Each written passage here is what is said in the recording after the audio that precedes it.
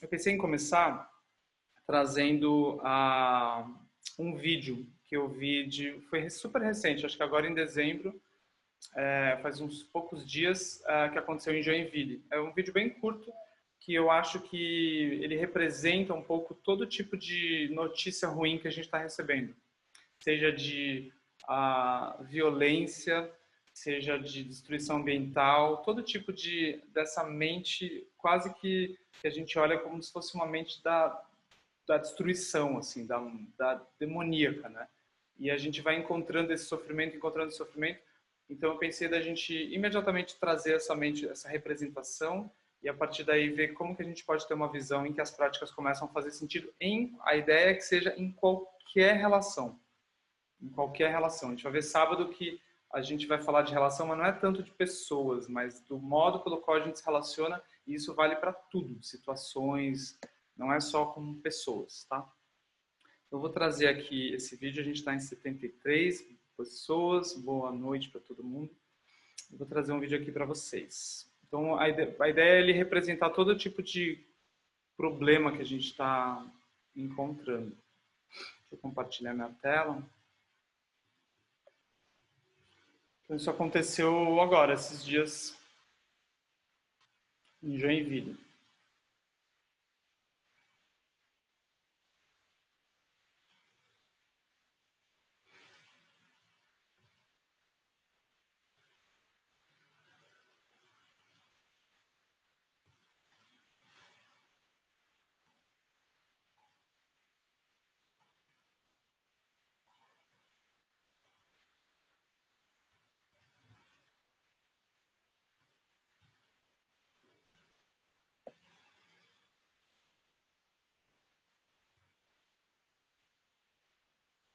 Quando a gente vê qualquer coisa desse tipo, a nossa quase que uma tendência, assim, a gente tem uma sensação de que aquele sofrimento ele vem de uma estrutura negativa do outro. E aí, assim que a gente faz isso, como a gente não tem uma grande confiança na bondade por trás dessa estrutura negativa, a gente não tem uma visão que ele se desconectou da bondade dele mesmo, a gente não tem isso. Então, a gente simplesmente olha aquilo como uma coisa negativa, e aí brota em nós uma mente muito similar da mente que ele tem, que é uma mente de ver o outro como negativo. A gente começa quase que eu não entendo como é que ele fez isso, né? Eu vi isso no Twitter, por exemplo. Eu não entendo.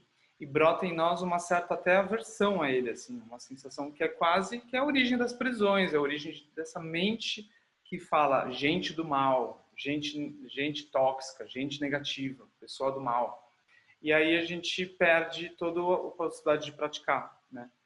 Então, tem uma visão que é muito rara que a gente pode olhar para qualquer sofrimento que o Shunryu Suzuki traz, Shunryu Suzuki é um grande mestre do livro Mente Zen, Mente de Principiante. Esse livro é um clássico ali, assim, para além do budismo, é um clássico da humanidade, assim, da espiritualidade nossa, assim, da nossa família. O Mente Zen, Mente de Principiante. O Shunryu Suzuki é um grande mestre, meditou por muito tempo, assim, ele quase que a prática dele era isso, era usar Zen, shikantaza, apenas sentar. E aí, assim, teve muitos alunos, foi incrível. E ele ressoa até hoje em muitos seres, né? E eu estava lendo umas histórias dos alunos dele, e um dos alunos dele é um livrinho curtinho, assim, né? E eles vão contando, que chama To Shine One Corner of the World, né? Iluminar apenas um canto do mundo. Com base no ensinamento que é assim, a gente não precisa iluminar o mundo inteiro, a gente precisa iluminar só onde a gente está. Daí isso vai iluminar o mundo inteiro. E daí esse aluno, numa das historinhas, esse aluno ele diz assim, ele pergunta para o Shunryu Suzuki, por que nós sofremos? Então essa pergunta ela tem a ver tanto por que ele está causando essa destruição da árvore e por que eu acho esse vídeo muito emblemático porque quando isso aí fica complexo, quando fica uma empresa, uma corporação, um óleo a gente tem muitas histórias. Esse vídeo ele é muito simples. É um cara passando, ele não precisava destruir, ele destruiu. Então esse vídeo ele meio que ele é quase caricato assim para a gente entender uma coisa. E aí o Shunryu Suzuki, ele recebe essa pergunta, né? O aluno pergunta, por que a gente sofre? Então essa pergunta diz respeito tanto ao porquê que ele fez isso com a árvore, quanto por que a gente fica mal diante disso, por que a gente sofre. Aí o Shunryu Suzuki responde assim, why do we suffer? Ele responde, no reason. No reason. Ele responde, não tem razão alguma.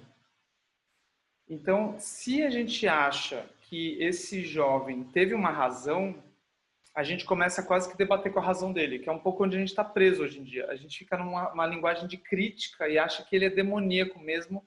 Aí a gente convida a maldade dele, é como se a gente fosse lá e fizesse assim, por que você fez isso, maldade? E a gente convida mais maldade nele, que traz argumentos, e aí eu começo a entrar em conflito. Só que se eu entender que não tem razão, eu mudo a minha visão dele e eu mudo o jeito que eu vou tratar ele depois. Por quê? Porque se não tem razão, por que ele está fazendo isso? Porque, por exemplo, ele não tem sentido na vida dele. Ele está com uma vida sem sentido, você entende? Se ele tivesse indo meditar, se ele tivesse com uma namorada que seja, o chefe que seja, se ele tivesse a caminho de alguma coisa, se a gente mesmo tivesse incluído ele numa coisa, ou se a gente estivesse pegando na mão dele e falando, olha que coisa maravilhosa que é a vida, vamos aqui, ele não teria feito isso. Então, de um modo, a gente quase que fala da maldade dele. Do outro, a gente fala de algo que nós mesmos podemos fazer. E a gente olha ele como um ser machucado, um ser isolado, um ser que está sofrendo. Aí a compaixão surge. Do outro, vai surgir uma outra coisa, vai surgir raiva. Então, tudo tem a ver com a visão. E o Shunryu Suzuki diz, sem razão. Então não tem, é desnecessário, é autoimposto. Ele não precisava. Quando eu olho que ele não precisava, eu posso chegar para ele e falar, você não precisa. Com quem que eu estou falando quando eu digo isso? Eu estou falando com a bondade dele. Então eu mudo a visão que eu tenho dele. E a minha ação com ele é propositiva, é afirmativa. A gente vai ver que o sim, todos os convidados, tudo que a gente vai falar, tem essa visão por trás. Então, tem uma outra coisa que os seres estão aí. Eles não estão só isolados. Eles não estão só sem sentido. Eles estão isolados. Eles estão se sentindo completamente isolados da vida, por isso que ele está destruindo a vida. Ele está se sentindo isolado dos outros também. Porque ele é quase como ele não está se sentindo cidadão do mundo ou dentro de uma família humana. Então, a gente começa a entender que a gente tem duas tarefas com os seres.